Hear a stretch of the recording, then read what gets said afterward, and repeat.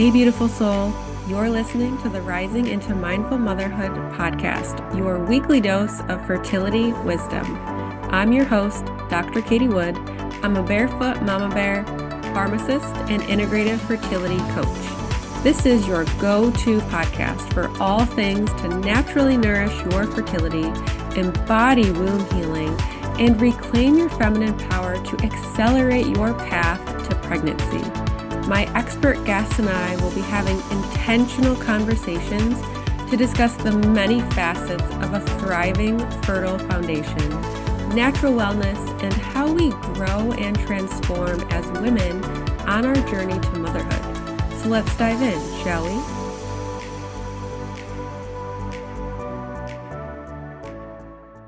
Hello and welcome to Rising into Mindful Motherhood. This episode, I'll be talking with Michele. She is a personal trainer, yoga teacher, and health coach with her doctorate in physical therapy. She's the host of the Healthy Beyond 40 podcast, and she helps women to nourish their bodies, get healthy, and optimize their metabolism so they can feel better. In this episode, we'll be discussing how wellness starts within and how you can truly nourish your body and mind. So welcome, Michele. I'm so excited to have you on the podcast, and I'm really curious to hear about your journey and how you came to be passionate in helping women to feel their best. Just kind of, we were briefly talking before we hit record, and you're a physical therapist, but you don't practice physical therapy anymore. You now coach women virtually, I believe. So I just kind of love to hear that transition because for myself, I'm a pharmacist. I worked in retail pharmacy, and now I'm coaching women online for fertility. So it seems like a kind of a similar switch there. So I'd love to hear about that. Yeah, I've always because even physical therapy, it's a little bit in that health and fitness side too. So I've always sort of had that passion for health and wellness. But I have 4 kids. After I had my third kid, who is now 11, it got really hard to take care of myself. And I remember going up a flight of stairs and getting out of breath. And I'm like, oh my goodness, like, I don't want to be like this. If this is what I'm like in my 30s, what is 50 and 60 going to look like? And it was just a very busy time having 3 little kids. And it's like, how can I take care of myself? But it went back to going up a flight of stairs doesn't take long. I don't have to work out for long. I don't have to follow a diet program. So just going back to some of the basics with nutrition, starting with really short workouts. And then I was able to go up the stairs without being out of breath and just feeling better in my body from a standpoint of really wanting to take care of myself. And then I eventually got a yoga certification a few years ago. And then that is sort of just was the trigger for me, like, well, maybe I can do some personal training and health coaching. And so from there, it started my business because I just feel really passionate about helping women come out of that diet culture, really find sustainable ways, and really focusing on getting healthy on the inside. And a lot of times those outside results will happen, but that intention matters a lot.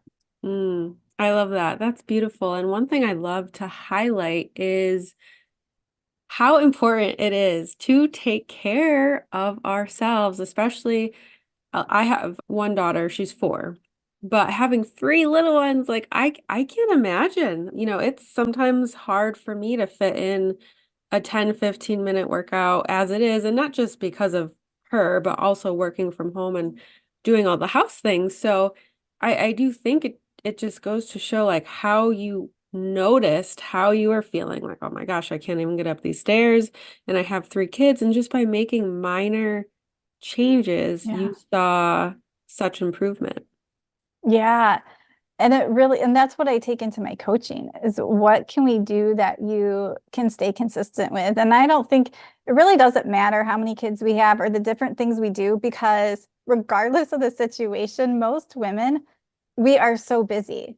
And I continually hear from people that they put themselves on the back burner. And it gets easy for me to still do this, between having a family, taking care of the house, working. There's all these different obligations that are pressed on us. And no one is saying, take care of yourself. Like, we have to learn to do that for ourselves. And it's really hard. Yeah, no one is gonna be in the background like giving you a permission slip, like, okay, now it's your turn to go do something for you.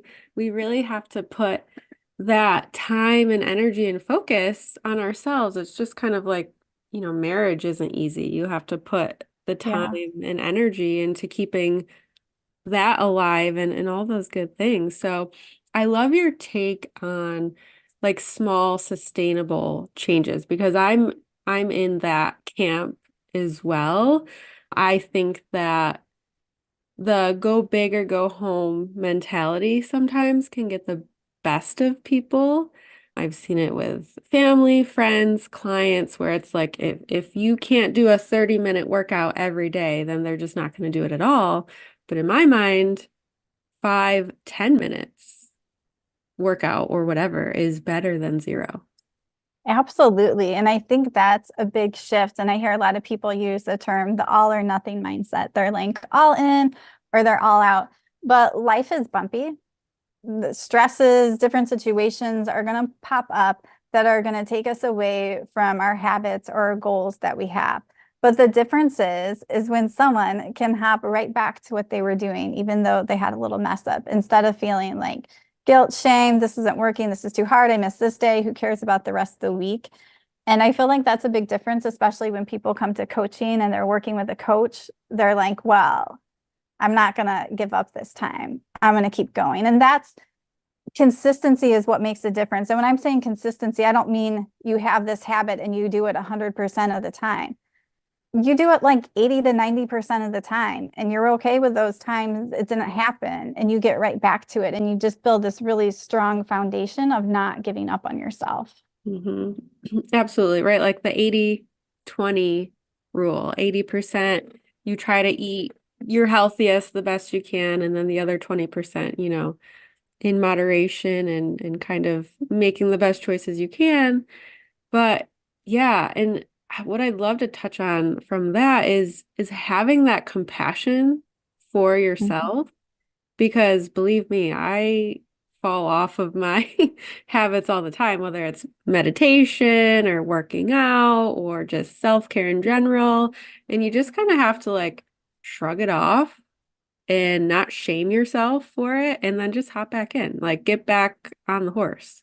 Yeah, and I think that self-kindness, that self-compassion is huge because what happens is we are great at beating ourselves up and sometimes not even recognizing it. Like we don't even realize this inner dialogue.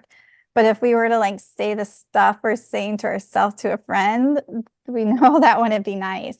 So we have to start to change that dialogue and have more kindness and more compassion for ourselves as we're going through life, and there's stumbling blocks and there is hard things, and can we give ourselves kindness for that and sort of move on? hmm So your podcast seems like it's geared towards women over 40. Can I ask, where that came from? Yeah, just sort of narrowing down who I was talking to. Mhm. And I don't know if I think I started working with more people over 40, and I am 41 right now.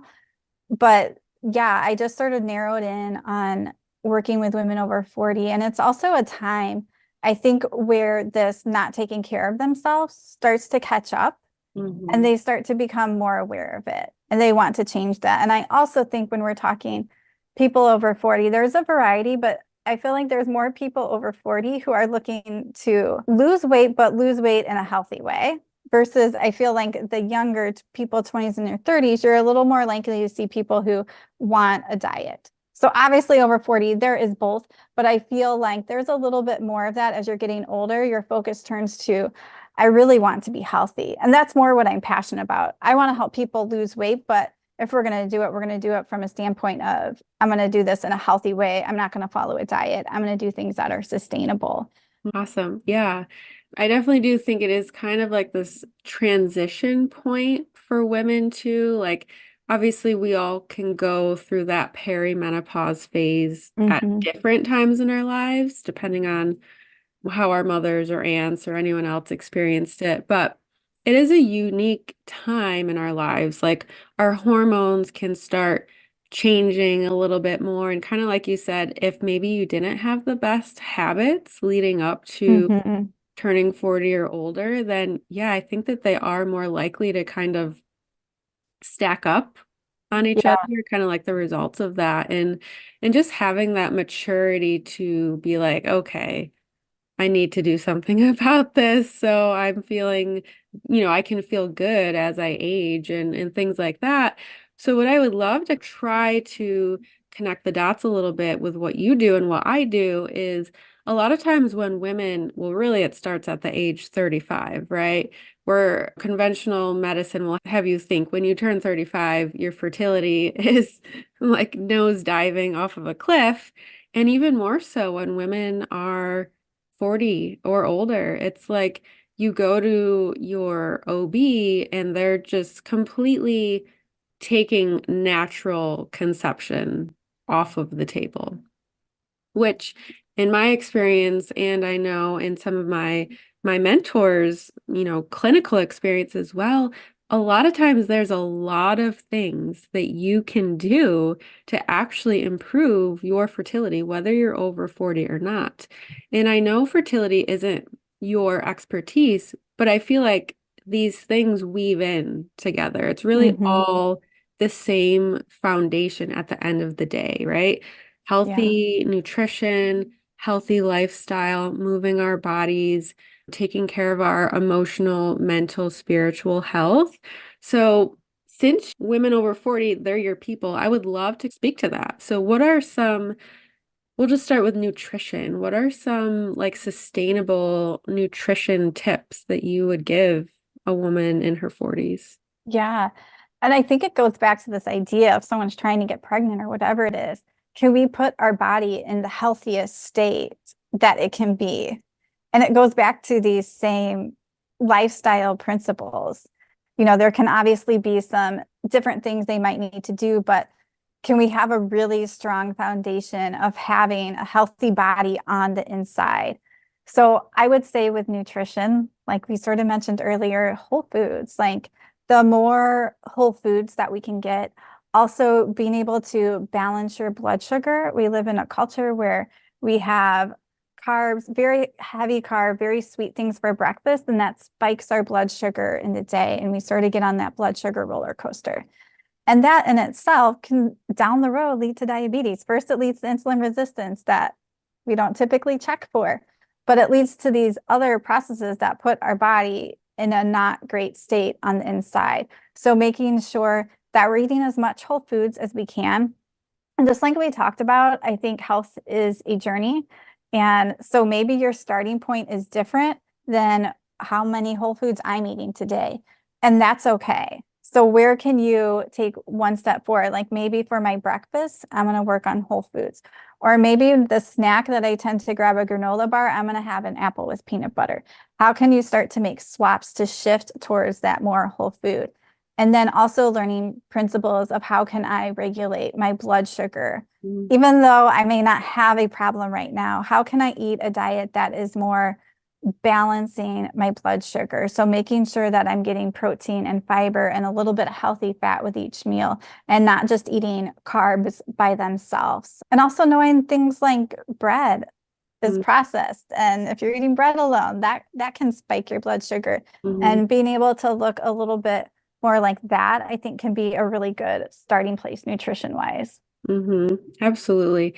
I think just knowing, like you were saying, how like different tips and tricks you can do to regulate your blood sugar is a game changer, right? Like Hmm.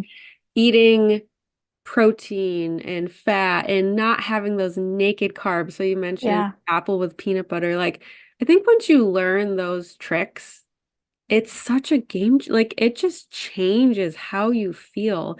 So I am not advocating for the keto diet whatsoever. This was just my personal experience. My husband and I did keto, oh my gosh, I don't even know, 5 or 6 years ago, and I felt better. But I think what it really came down to is I was prioritizing protein and fat. And I think that before that, coming out of college, all those things, you just don't necessarily even know or understand how Hmm. to really stabilize your blood sugar and fuel your body. So by focusing on that protein and not naked carbs, that just made such a difference in how I felt. Like before I kind of adopted those eating practices, I would get hangry, and it Yeah. would be to a point where like if I don't eat anything right now, I feel like I'm gonna die or like my stomach is gonna eat itself or something like that. But it's really just because like I was having a blood sugar crash Yeah. because whatever I ate, and I ate quote unquote healthier things, but they were Hmm. probably just more carb heavy and I wasn't getting enough protein and healthy fats in my diet. So again, not advocating for keto. I just think it's adopting these certain ways of eating. Do you know the glucose goddess on Instagram? Yeah, like so she has her blood sugar hacks, which are like Yes. so great. Yeah. Yeah, so like eating your veggies first and then your Hmm. protein and then your carbs. I just think it can make such a difference for people. Yeah, or even the one hack she talks about movement. So if Mm, you eat your meal and you get up and just a walk, gentle movement, you're not going to have as high as a blood sugar spike. And this goes back to the idea is food is fuel. And so what happens when we're having so many carbs and it increases our blood sugar is ideally that is meant to go into our muscles. But if we're not being active or we've had too much, it can't get into our muscles. So that's where the idea of walking or some movement after will help to bring down that blood sugar. yeah, that's a great tip. Yeah, I love her profile just because I think I'm a very visual person. So seeing the difference in the blood sugar spikes, it really, I feel like makes your mind get it more. It's like, wow, just Yeah. seeing that data in front of your eyes, it's kind of hard to ignore. And one other tip, nutrition wise, and this is more for the people who maybe want to lose weight because, or maybe we're overweight or we're having fertility problems because of that. Mhm. Whatever the case is the one thing I really help my clients to do is to come to a place of more mindful eating. Mm, And it's like they're, when we work through different principles, they're amazed that they start losing weight and they're like not following a diet, but they're, and it comes to a way of nourishing your body and becoming in a better relationship with food, your body, exercise. When you can start to notice how you're feeling, just like you gave the blood sugar example. Well, I notice we'll just say we had a higher carb breakfast and I crashed and I felt like crap. And then you probably wanted to reach for more carbs because your blood sugar was low. Like that doesn't feel good. And being able to tune into your body, notice that to be able to tune in when you're like 80% full. mm, Because a lot of times we just clean our plate or we're just eating different things or we'll just grab more and it's very mindless. And we can take that step to come into a place of better eating with ourselves. Yeah, I love that because I definitely experienced that when I worked in retail pharmacy. There was a point where we didn't get a lunch break and I was working 12-hour shifts. So basically, you'd have to eat really quick.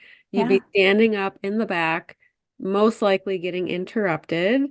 So you're not even chewing your food and definitely not eating slow enough so you can tune in to any of your body's Yeah. signals and things like that. And there are just so many benefits, like from noticing, like, hey, I'm full, or noticing how you feel, like you were saying, if you have a higher carb breakfast and you just aren't feeling great after that. But then also digestion, right? It starts in the mouth. So for someone Mm-hmm. maybe is maybe you are eating healthy, but maybe you're not eating mindfully.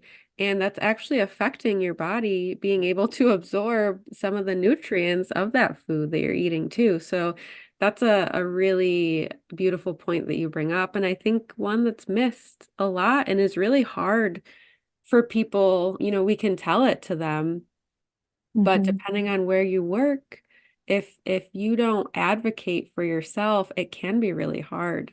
Whether you're a stay-at-home mom and you're eating in the car, like when you go to pick up the kids, because that's the only time you eat, or this one too, maybe you're trying to get pregnant, but you have other kids at home, and the only thing you eat is what's left on their plate, Mm-hmm. right?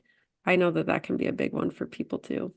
Yeah, absolutely. And you sort of brought it up a little there, not these exact words, but stress.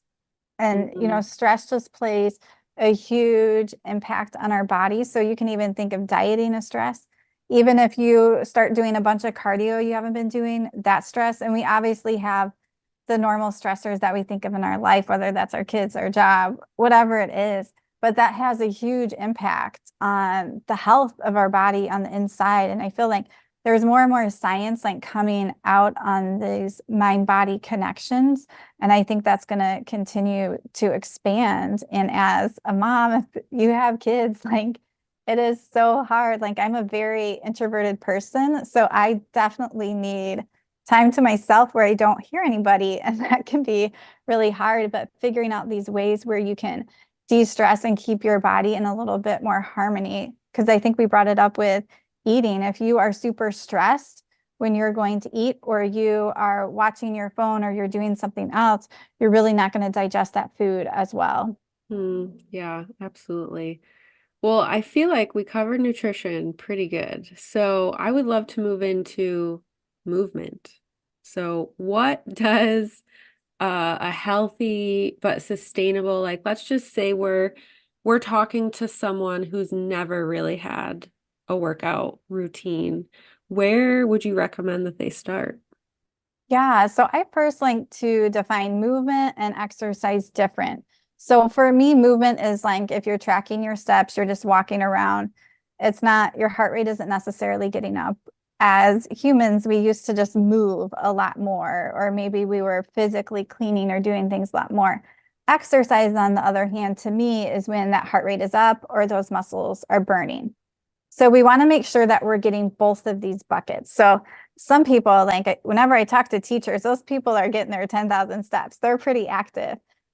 For me, I work at home on my computer. Like I have to be intentional about going for walks or getting up and just walking around my house some. So making sure that you are getting some movement in. And again, that's different for everybody. For someone, they might be working on 4,000 steps. Someone might be working on 10,000. The number doesn't matter. Figure out where you are. And if you need to, can I do a little bit more? And you don't necessarily have to track your steps. I don't have a watch, but can I go out for an intentional mile or two walk every day or something like that? So you can work that movement piece different ways. Exercise wise, my favorite thing I like to first recommend is strength training. Well, I'll give the disclaimer here. Exercise should be what you're going to do. So whatever, if there's something that sounds really fun to you or that you want to do, that's probably what you need to do. Now, from a more like practical science standpoint, strength training is really good because it's going to help you to build your muscle mass. And the more muscle you have, the more calories you burn doing nothing. Also, as you get older, you can think of an 80 or 90-year-old, they don't have a lot of muscle, they're very frail. So we have to continually work on building our muscle mass and maintaining it so we can live healthy and be strong. And sometimes with cardio, what happens is when people haven't been doing cardio and you start to, sometimes that's going to bump up certain hormones that cause more hunger and cravings, and you're going to eat more because you just burned a lot of calories in a short amount of time. When you do strength training, you have more of a slow burn. So you burn less calories because it's less intense during the session, but you're also going to burn calories after. So sometimes people jump in on cardio, then they're like just eating more because they burn so much. So I like to have people start with strength training with weights, or even like a yoga for strength training, where you're doing yoga and you're feeling those muscles burn. That would be a strength training too. Hmm. Very, very good tips. I love that. And I think, yeah, definitely start with something that feels good to you. Don't push yourself through something that you absolutely hate because you feel like you have to.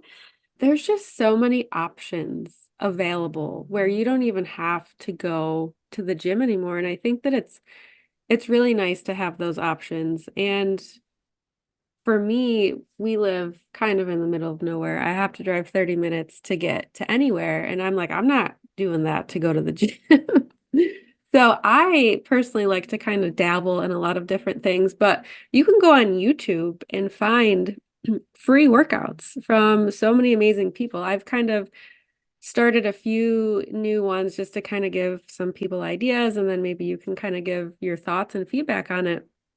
I've started belly dancing with my daughter, and that's actually really fun. And it is like a mix of cardio and then also kind of, I guess I don't know the technical term for it, but like where you use your own body Yeah. weight to do things. Hmm. I've gotten, oh gosh, now I'm not going to remember what it's called. It's like a Pilates bar with resistant bands, Bands. Yeah. and that's really, really cool. And yeah, just Pilates, and I love weights as well. Strength training, I think is really fun. Just for anyone who's listening, if you're like, I can't afford a gym membership or I don't have time to go to a gym, go to YouTube because that is what I've been doing. I am a part of a few different like apps and memberships, but a lot of the ones I do, I just go to YouTube and you can save them in a little folder. You can name the folders. Like I have some that are for Pilates, some that are for strength training, some for that Pilates bar thingy that I have. And I do 10-15 minute ones because that's all I have time for. Yeah, absolutely. I don't work out. If it's like a walk or a bike ride or something more movement based, I might do longer, but I never really work out longer than 30 minutes. Every once in a while, I do a yoga class that is longer. But like you, I do everything at home because I've tried to go to the gym before and I don't stay consistent with it because it adds so much more time to Hmm. what you're doing. So I only do like 10 to 30-minute workouts. And like you brought up, so you can do body weight workouts. Like think of a push-up. That's gonna burn your muscles. That's gonna be hard. So there's a lot of stuff you can do without weights. And the other thing you brought up, bands are a really cheap way to go to also do strength training. Hand weights are great. They're a little more expensive, but you can keep them forever. Like I have some from college. They're like over 20 years old. Like they do last. So building up what you have at home is good. And something I've started playing. So I'm here in Arizona, but it's pickleball. Like it is so fun. It's not like a super hard workout for me, but you play it with other friends. I'm working on hand-eye or eye coordination and getting outside. But just like with your belly dancing, it's really fun to me. So I think we need to incorporate a little bit of fun into our workouts too. Hmm. And if anyone that's listening, maybe you have little ones at home. I know in your case, you would be highly outnumbered, but I have found that just kind of doing it with my daughter has been beneficial and helped me get it done throughout the day. And sometimes she'll kind of do what I'm doing for a couple of minutes, but then typically she just kind of goes and does her own thing. And I've been doing that since she was a baby, right? I would just kind of when she was Mhm. still laying on the floor, not really moving much, I would just kind of work out next to her. And so just kind of give yourself that permission slip because I remember a long time ago, I was working on making meditation a habit, and I was in like some sort of group, and I had mentioned like, oh, it's hard to stay consistent. I have a baby. And someone was just like, oh, well, meditate with them. So, like, I had never really thought of that. So, I just want to throw that out there for anyone that maybe does have little ones at home, maybe involve them. And then when they see, oh, mommy is doing X, Y, or Z to take care of herself, they're going to be more likely to, kind of instill those habits for themselves as they get older. Yeah, absolutely. When my kids were younger, that's what I would do a lot of times too. Even though I enjoy working out by myself without any kids, Hmm. even though that's the idea, a lot of times I did just work out with them around and just being okay with that. And also knowing like motherhood, there's just different seasons and they do come and go and you'll get to a different point here. Now all my kids are school age. So a lot of times I do it when they are at school, sometimes not, but Yeah. Absolutely. And you had mentioned, you can let me know if it's ready to go or not, but a 5-day wellness reset as a freebie for the audience. Do you want to share a little bit about that? yeah, it really goes back to what we're talking about. And just this, if we can start with one habit at a time and start trying to stay consistent with it. So I have a download that you can get so you can look at that and it will guide you through a week. It also has extra places you can learn and listen to a podcast episode here, but it helps to really lay that strong foundation of starting with one healthy habit at a time. And it says it's 5 days, but the idea is to keep that healthy habit going for longer. So imagine yourself, maybe your healthy habit is, I want to have a protein heavy breakfast to start my day. So you do that for the week. You're like, okay, this is good. This is working for me. You keep continuing with it for a couple months. Then you're like, you know what? This is easy now. Now I can add on something else. And you add another healthy habit while you still have this one, instead of this like going extreme and doing so many things and giving up. When you take this small step approach, especially when you're just working by yourself, it really helps to set yourself up for success, because when you can be successful, you're more likely to keep it going. Mm-hmm. Yes, I love that tip. I agree too. Just kind of stacking them as you go. And I think Yes. eating, a protein heavy breakfast for any women who are listening who are wanting to get pregnant, that is very, very important for your hormones and so many other things. So I think that that's a great example that you shared. And I would love to hear where the audience can learn more from you and connect with you. And if you have any final thoughts.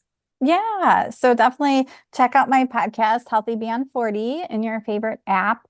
And I also have a Facebook group called Healthy Beyond 40. And like the challenge or the reset you just talked about, I held as a live challenge. So it was really fun to do it with a group of people and to have people to check in. So that's a nice place to hang out and just find that extra like free support and encouragement. And I would say for people out there, is a lot of people just get overwhelmed.